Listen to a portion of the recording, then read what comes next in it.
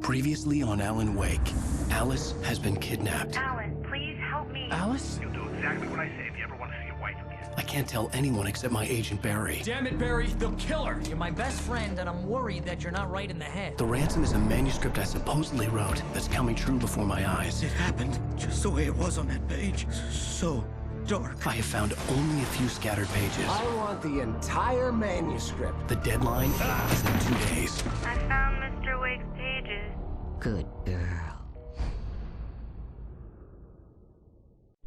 How the hell did she get her hands on the manuscript anyway? I don't know. She's resourceful. I told you were too hard on her.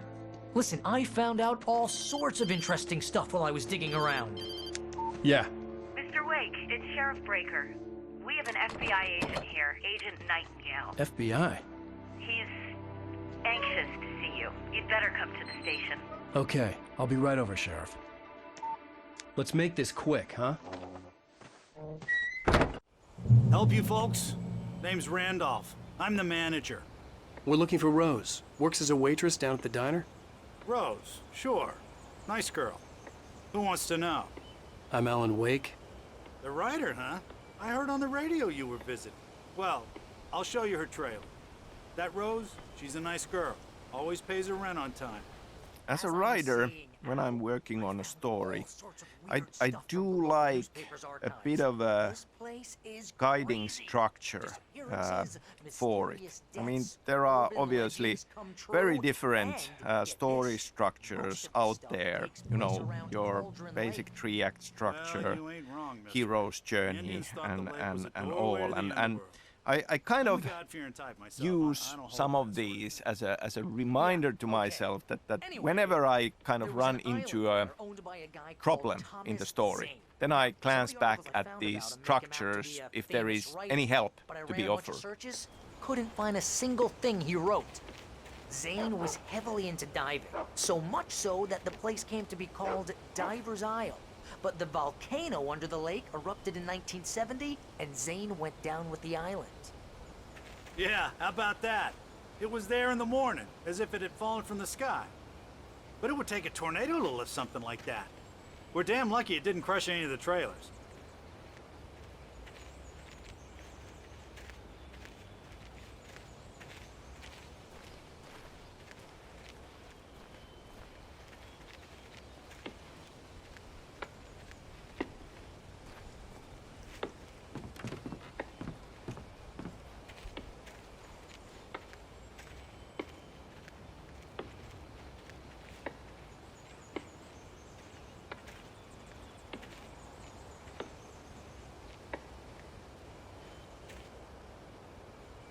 It gets better. A local girl, Barbara Jagger, drowned in Cauldron Lake just a week earlier. They were lovers. Sure, Jagger's a local spook story. The Scratching Hag. Comes for you in the dark. Childish stuff like that. Anyway, Al, I'm just getting to the best part. All of the articles about this stuff were written by Cynthia Weaver. I asked around, and she's that crazy bag lady you met. What, the lamp lady? She can be a little loopy, but she's not homeless or anything. Yeah, anyway, she knew both Jagger and Zane before they both died, and she had some kind of a breakdown.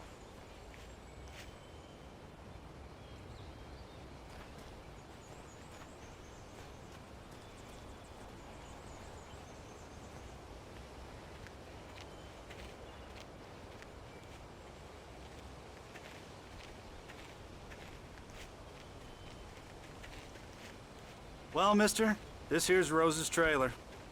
You mind me asking what you want with her? We're just here to talk to her, pal.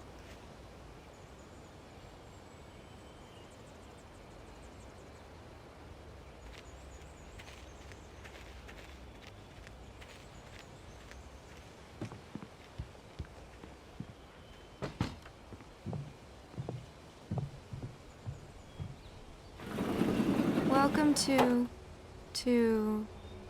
Oh dear, Mr. Wake. I'm so glad you're here. Rose, you have my manuscript? Oh. Oh yes. Yes. Please, come in. Hey, this is really good. Rose, Yes, my manuscript. I really need it. I understand. I know what you need. A muse to inspire you. Oh, for Barry. She doesn't have anything. Yeah, hey, Al? Al, what's... Oh... Barry! What? What?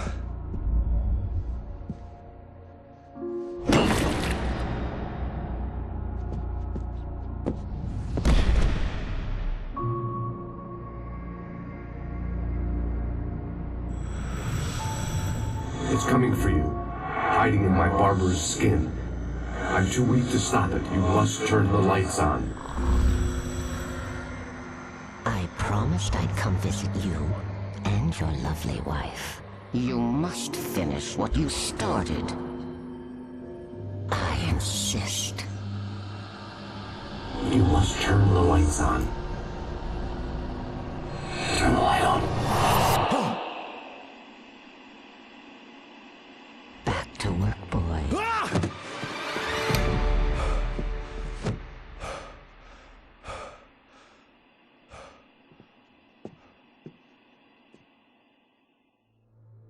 I felt nauseous, hungover. Only anger kept me going. I can't tell reality from dream anymore, but it seems I have an imaginary editor to help me. She's an old woman in a funeral dress. I call her Barbara Jacker. She's very strict. I'm writing faster and faster. My manuscript is being heavily revised. The edits are getting very aggressive, and each day there's less of me and more of her. I hate it, but I know she's right. She promises me I can save Alice this way. She knows more of this than I do. About the complex incantation I'm attempting. About this place. She's worked with another writer under similar circumstances, Thomas Zane. The genre of the story seems to be shifting. It's turning into a horror story. I'm getting close. I can feel it.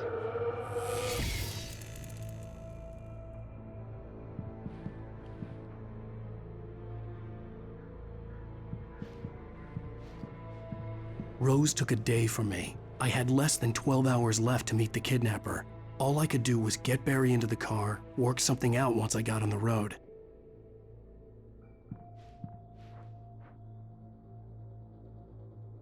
Barry was out of it. He was way too heavy to carry. You're right. I deserve more money. I'm so handsome. Welcome to the Oh Dear Diner. What can I get you today? Coffee? I couldn't work up much hate for Rose. Something had used her to get to me and left its mark. First refill is free. Milk and sugar on the counter there. Would you like to hear today's specials? Thank you. A nice day. Come back soon. My gun and Still talking about the structure for the story. For Alan Wake, more than anything, like as this guiding structure, I had 5 stages of grief in my mind. And that comes to the idea of this being a psychological thriller. And a lot of this is about how our hero, Alan Wake, sees the situation. I mean, we have these crazy supernatural things starting to happen. And so we start from denial and he can't really accept it. And then we go through these steps of anger and bargaining and ultimately accepting and embracing this madness. And because it's psychological, we have this open question. Is this supernatural? And is he going mad and embracing the madness?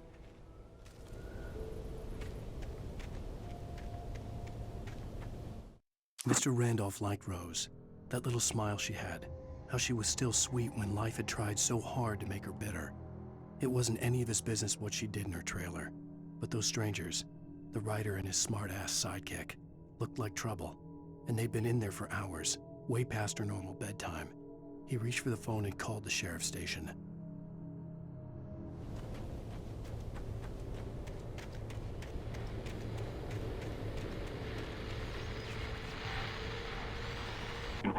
just stepped outside to catch a breath of fresh air, and let me tell you, the weather's getting heavy.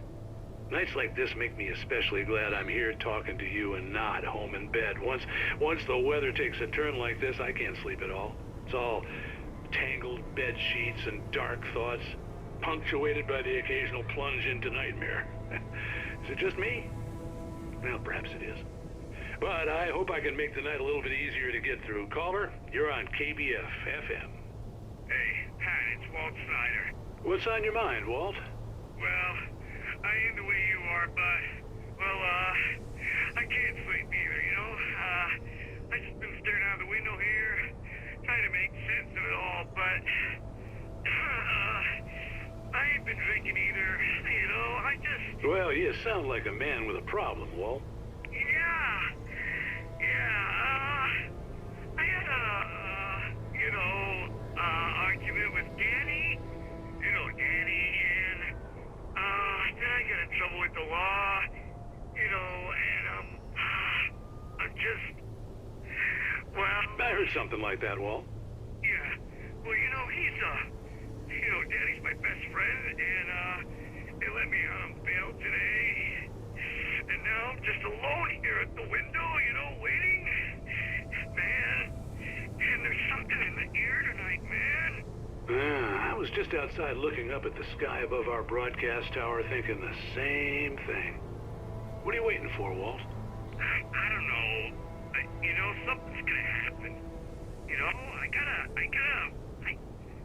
think I better go. Well, Walt, maybe... No, thanks, Pat.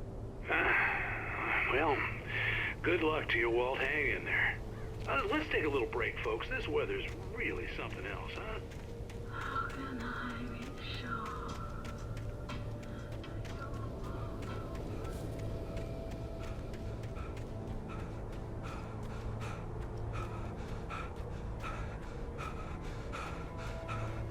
Oh, you're gonna get it now.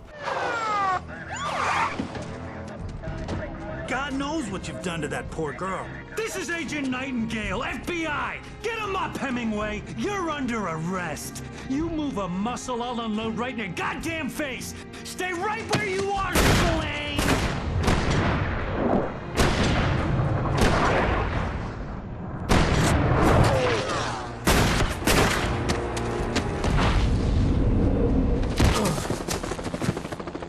What are? I'm standing right here, you goddamn maniac!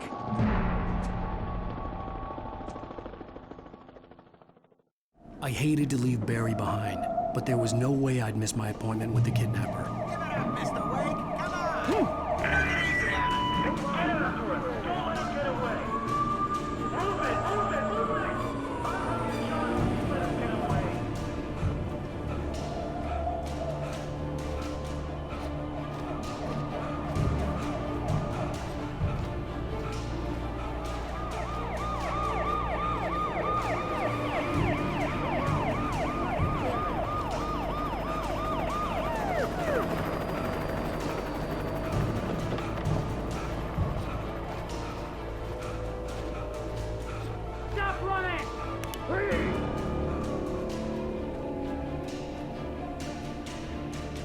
Okay, men, keep your eyes peeled. He's gonna try to make it through here.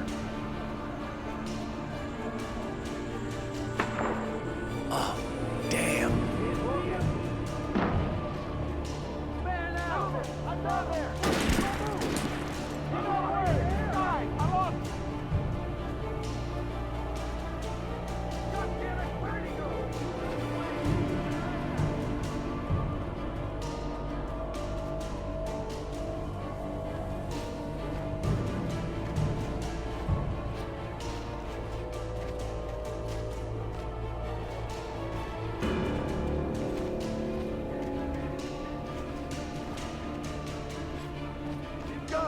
Come on, guys. We need to head him off.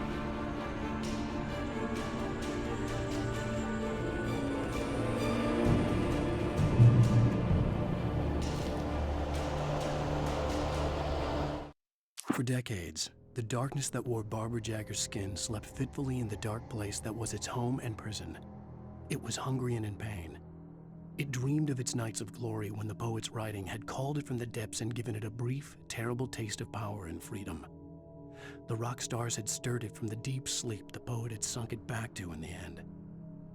When it sensed the writer on the ferry, it opened its eyes.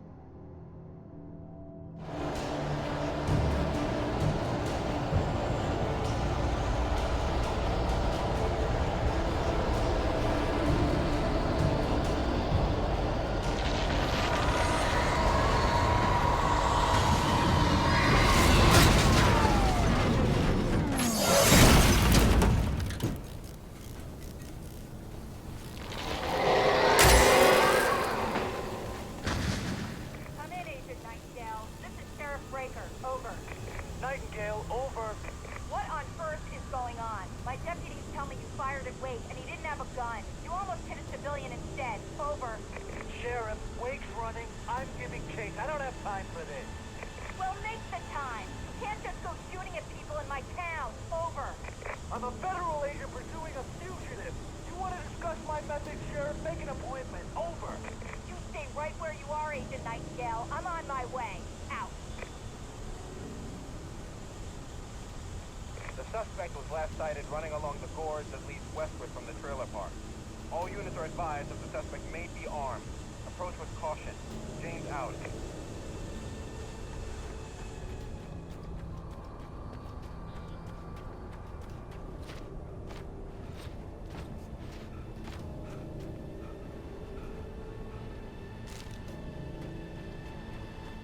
Rose didn't know how the strange old lady got in her trailer, and she looked wrong somehow. The woman showed her teeth in an approximation of a smile and traced a finger down Rose's cheek. "Pretty girl," she said. Rose felt as if she was falling asleep, but her knees didn't buckle. The crone spoke in a whisper, her words ice cold and dark in Rose's ear.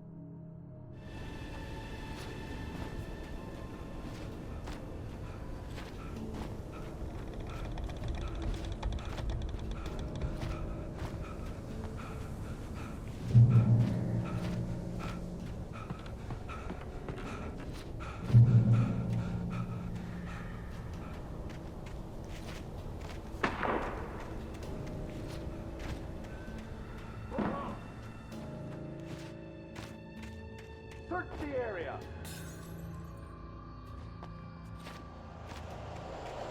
Stay sharp. This way. Over here.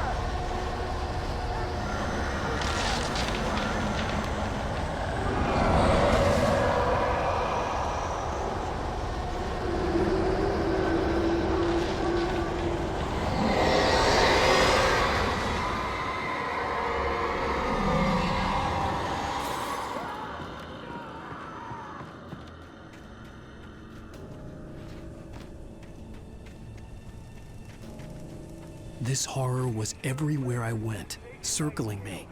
The cops didn't stand a chance. They were after a writer, not a monster. Seriously telling me that geek writer just took out my deputies? Are you kidding? I mean, have you seen this guy? He wears a tweed jacket. Over. He's the guy we're chasing. If it's not him, who then? Bigfoot? Over. I don't know yet, but I'm not in the habit of jumping to conclusions. That tends to come back and bite you in the ass. Out.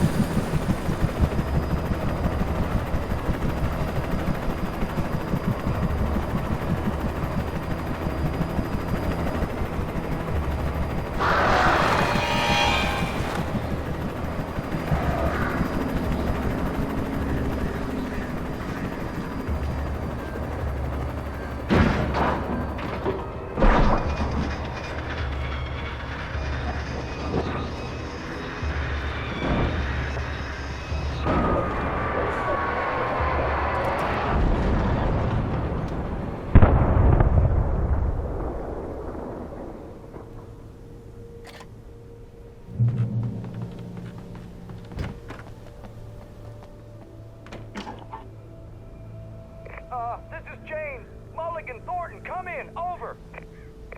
Thornton here. James, we got both Wheeler and Rose in custody. They didn't put up a fight or anything. Why, they were... Hey, Mulligan, what are you doing? Come on! Sit down and give me that. Jane, Mulligan here. Over. Go ahead, Mulligan. Over. We got Wheeler and Rose here. Wheeler's drunk or hopped up on something. Speaking of which, that Fed had a pretty distinctive whiff of Otis Scotch about him, if you know what I mean. Over.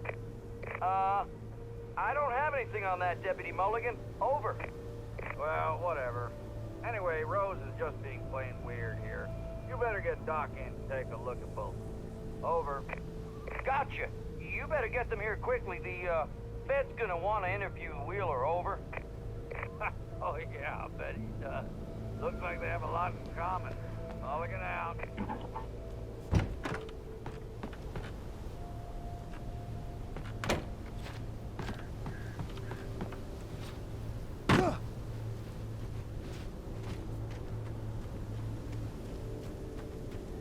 I imagined that the broadcast tower in the distance was part of the local radio station. Maine seemed like a decent guy. Perhaps he could give me directions to the coal mine.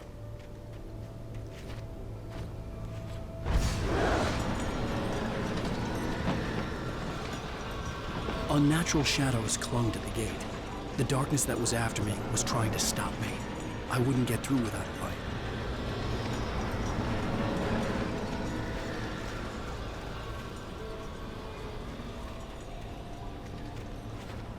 There was no power to the searchlight.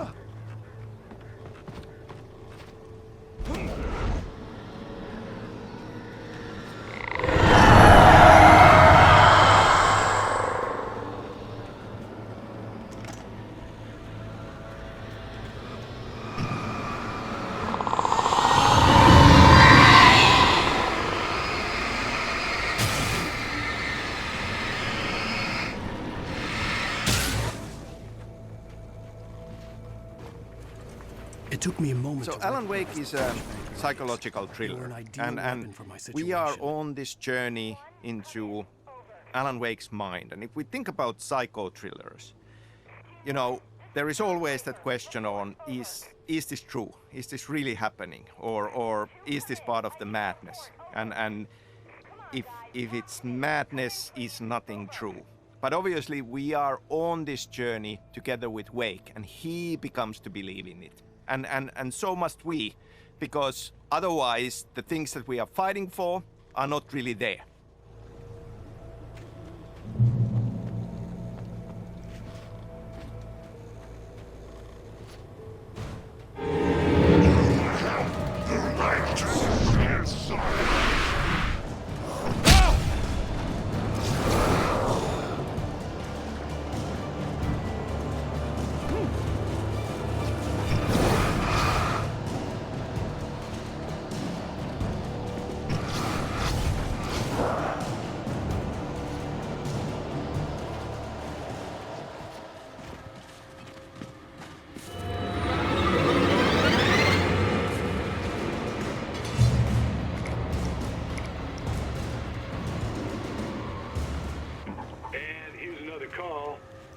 KBFFM with Pat Maine.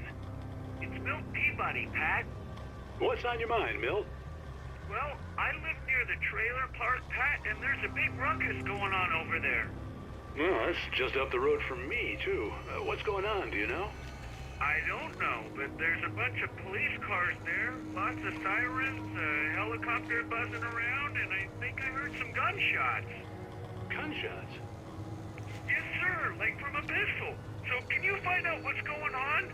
Because it's just next door and they're popping off guns there. They're still shooting? No, it was maybe 10, 15 minutes ago. It sounds serious, Pat. I'm telling you, it don't sound like no party. Well, I'm certainly going to give the station a call, Milt. Okay. You'll hear it here as soon as I hear from them. Okay, thanks.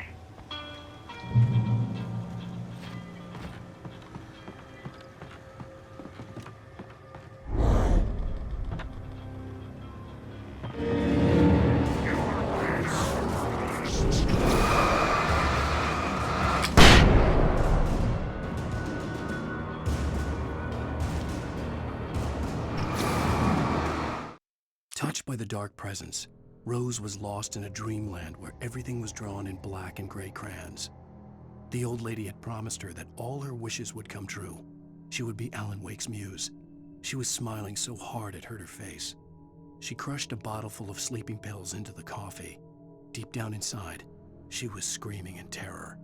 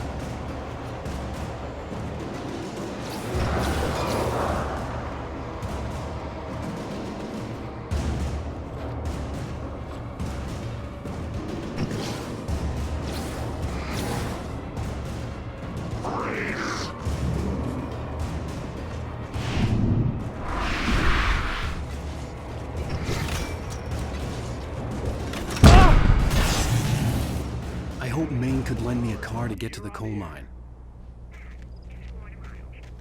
The big theme, obviously, in this thriller is fiction coming true.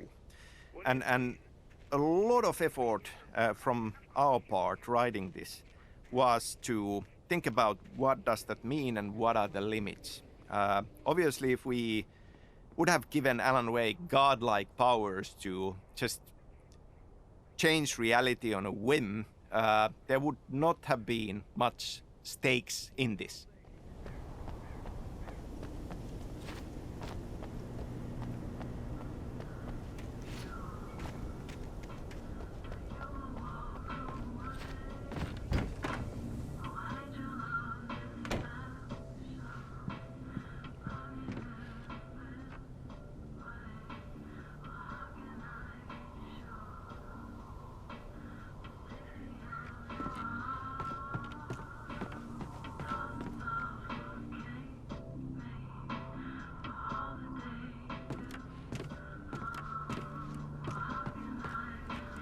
Oh, here's a little surprise. The famous writer Alan Wake just walked in. Folks, I'm going to see if I can talk him into an interview. Come on in, Mr. Wake.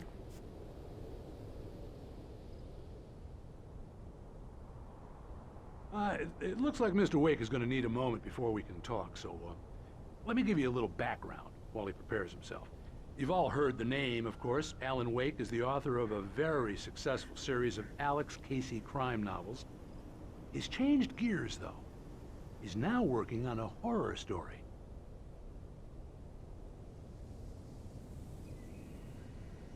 Now, you probably know that Mr. Wake is a somewhat controversial figure.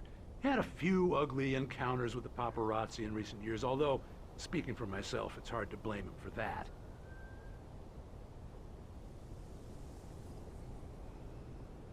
Regular listeners will remember that I met him on the ferry last week. He's avoided the spotlight pretty well, but here he is, taking some time out of his vacation to talk to us.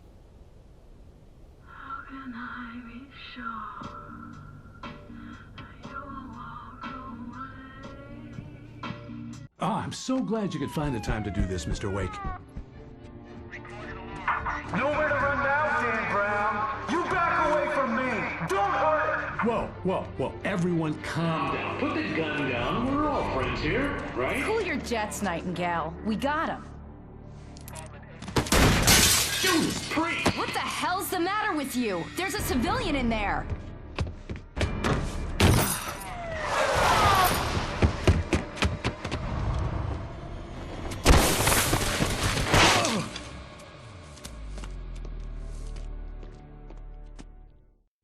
I'll get you yet, even if it kills me. You hear me? You hear me, H.P. Lovecraft? I had fallen off so many cliffs it was ridiculous. That's what you get for naming a book The Sudden Stop. It was probably good I hadn't had the chance to tell Maine where I was going. I'd have to lose the cops and find my own way to the mine. So changing reality with his writing has to be a struggle. It's hard for him. As writing a good story is hard for us. So there is this metaphor going on in this. And essentially what he can do is he can take existing elements and nudge them and tweak them. And in a similar way, I feel that story needs to feel true for it to be a good story.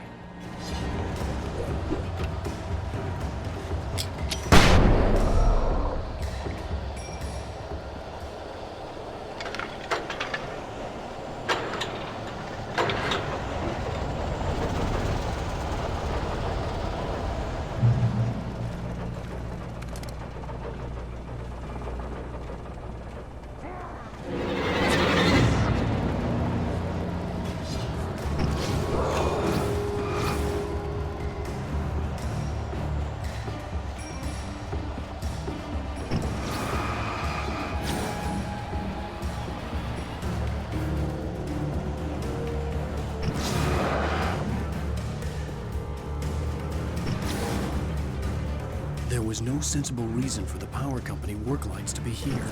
It was almost as if they'd been left for someone like me to use.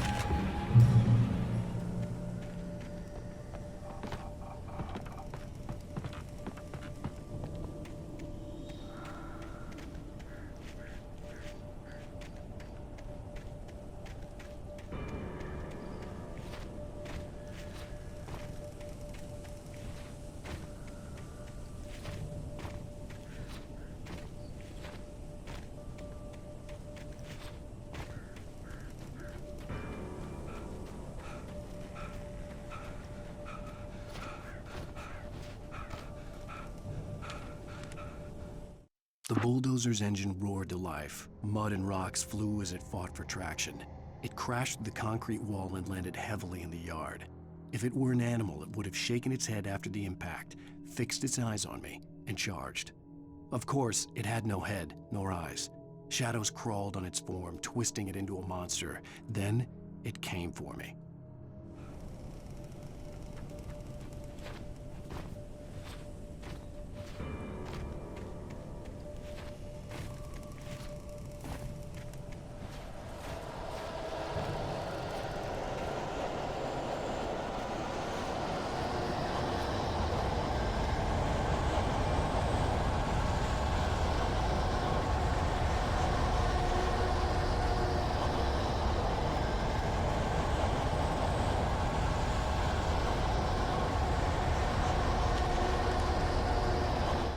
Sarah trusted her gut, and her gut said Agent Nightingale was an asshole.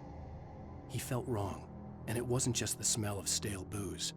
It was in the way he flashed his badge, pulled rank, the look in his eyes when he wanted answers. Where was Alan Wake? What was this about an accident? Where was his wife? And most importantly, why did she let Wake go? He wouldn't answer her questions. Federal business was all he'd say.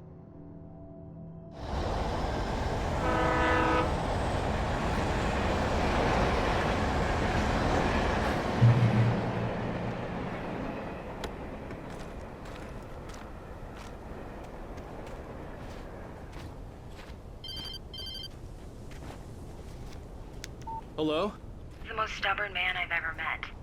Alice? Alice? Alan. Alan. I'm so afraid. Keeps me in the dark. Please help me. I look at you, Alan, and it's not you.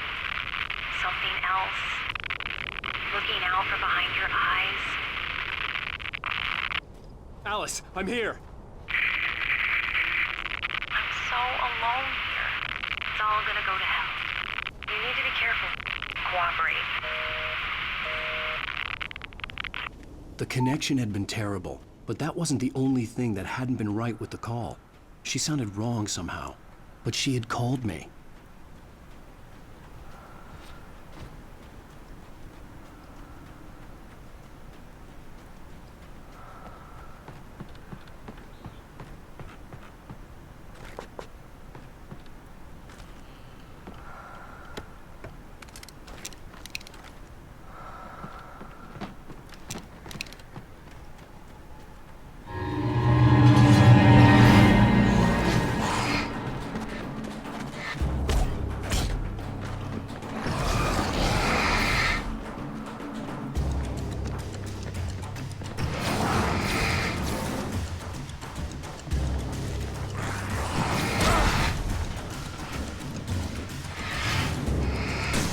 See a railway bridge up ahead, and a warehouse of some sort on the opposite shore. So in the game, through these in-game television inserts, we learn about Alan Wake's writing process, how he was trapped in the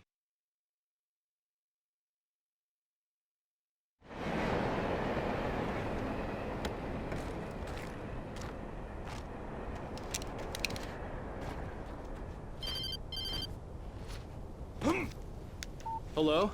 The most stubborn man I've ever met. Alice? Alice? Alan. Alan. I'm so afraid. Keeps me in the dark. Please help me. I look at you, Alan, and it's not you.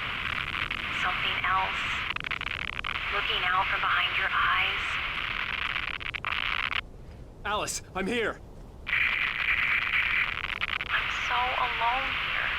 It's all gonna go to hell. You need to be careful. Cooperate. The connection had been terrible, but that wasn't the only thing that hadn't been right with the call. She sounded wrong somehow, but she had called me.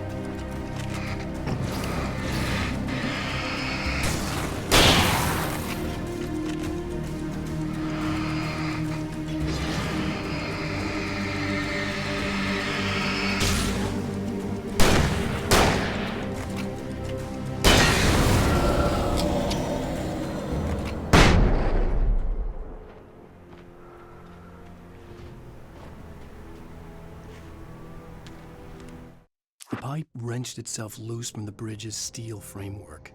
Wrapped in darkness, it floated in midair, twitching. For a moment, I didn't understand what I was looking at. The heavy object lurched at me with impossible force. I threw myself out of the way, but just barely. When I turned my flashlight on it, it shook in a dark rage before it flew at me again. I could see a railway bridge up ahead. So in the game, through these in-game television inserts, we learn about Alan Wake's writing process. How he was trapped in the study of Birtleck Cabin and how he wrote the manuscript. And we learn that he becomes aware of the Dark Presence's plan and how he starts to hide in keys for his success into the story. I mean, hiding his truth and his escape, his ultimate victory into the story. And there is an interesting metaphor there about writing process in general.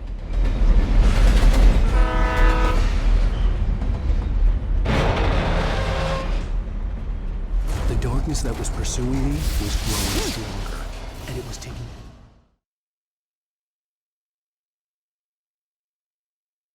And a warehouse of some sort. So in the game, through these in-game television inserts, we learn about Alan Wake's writing process. How he was trapped in the study of Birtleck Cabin and how he wrote the manuscript.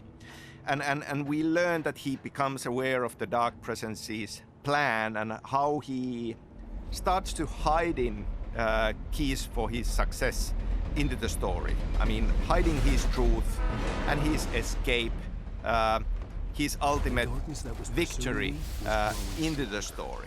And there is an interesting metaphor there about writing process in general.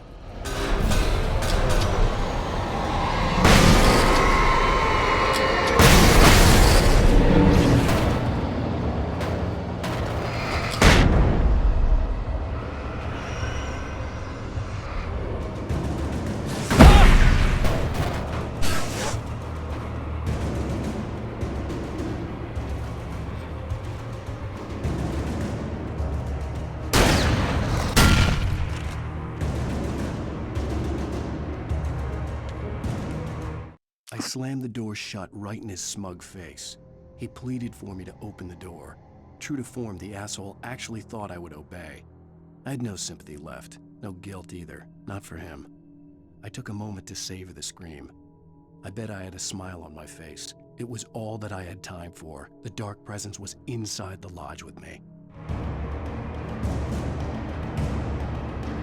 As a teenager, just starting to get interested in writing, Stephen King had been a source of inspiration to me.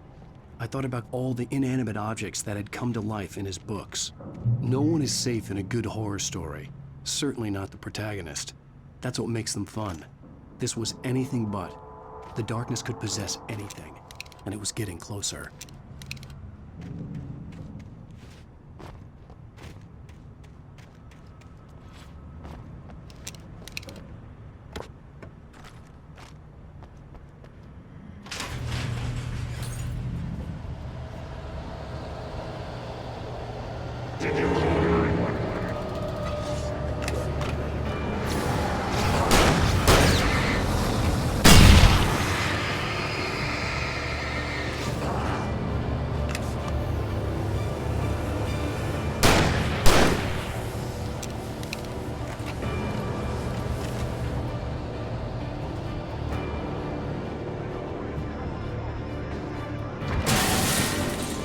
Alan Wake hiding keys for his escape and his success into the manuscript story is a metaphor. Or the writer who is writing story for entertainment with many needs coming in. We are hiding art into our stories, and this is kind of a nugget of wisdom from my drama teacher. We take the facts of our existence for granted, unaware that they are merely a thin veneer of desperate self-delusion, covering a vast cosmos of madness and horror. All too often, the stars are right, in Night Springs. Tonight's episode, a family occasion. Journalist Alvin Durant's customs and consular community in Night Springs has been less than successful. Until tonight.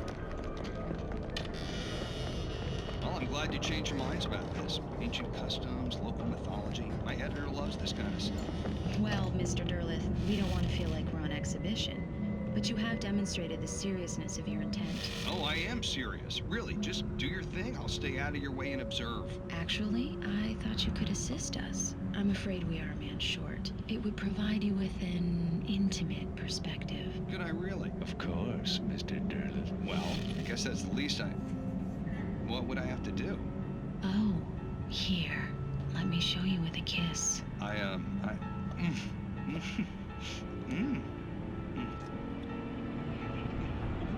What did you...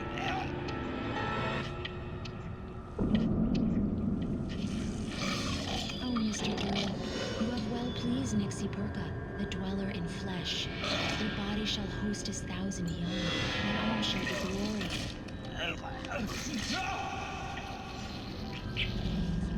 Shh, darling, be calm. Shh. Alvin Derleth learned a harsh lesson. If you go looking for mythology, it may come looking for you. And such quests always bear fruit. In Night Springs. The darkness surged towards me, sucking everything loose from the ground into its depths, tugging at my clothes. I saw the flare the kidnapper had dropped and threw myself towards it just as I felt my feet leave the ground. The darkness embraced me with the force of a tornado. Somehow I managed to light the flare. The darkness roared and cast me away. I fell toward the dark waters of the lake far below.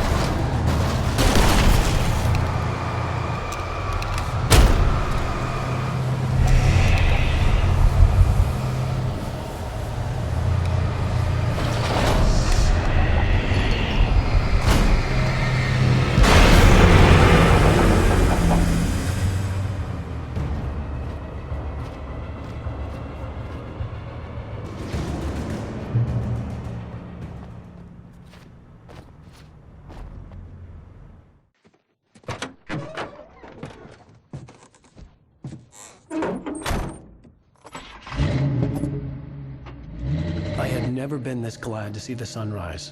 I had a couple of hours to get to the coal mine.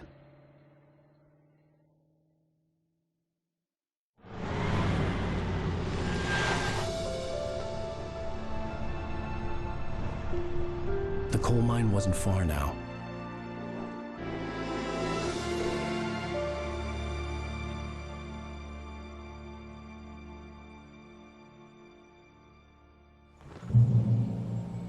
Today, I would meet the kidnapper, and he would give me Alice. I wouldn't give him any other choice. A drowning man will clutch at a straw.